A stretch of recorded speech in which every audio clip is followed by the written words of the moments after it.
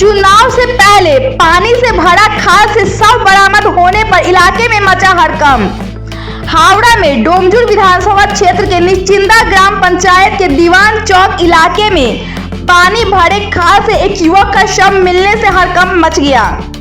डोमजुड़ थाने के निश्चिंदा ग्राम पंचायत के दीवान चौक इलाके में सड़क से कुछ ही दूर पर होगला जंगल में जमा पानी में स्थानीय लोगों ने एक युवक को उल्टा पड़ा देखा।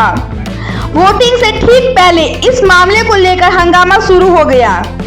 निश्चिंदा थाने की पुलिस तुरंत मौके पर पहुंची। युवक की पहचान अभी तक नहीं हो पाई है।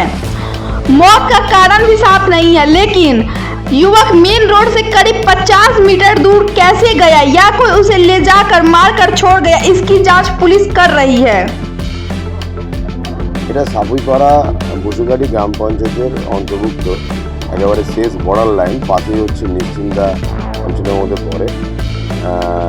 যেটা দেখা গেল এখানে যারা উপস্থিত আছে তারা বডিটাকে শনাক্তকরণ করতে পারলো না, অচেনাই মনে হচ্ছে এখনো পর্যন্ত যা বোঝা গেল। একেবারে কাছাকাছি যে জঙ্গলটা আছে, জলা জমি, সেখানে পড়ে আছে। বয়স প্রায় ওই 35 বছর বা 40-এর দিলেও হতে পারে।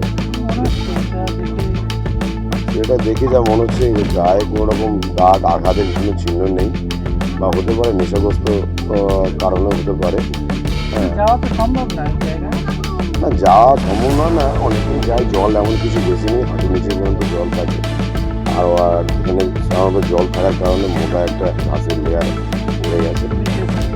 পুলিশ এসছে, বডি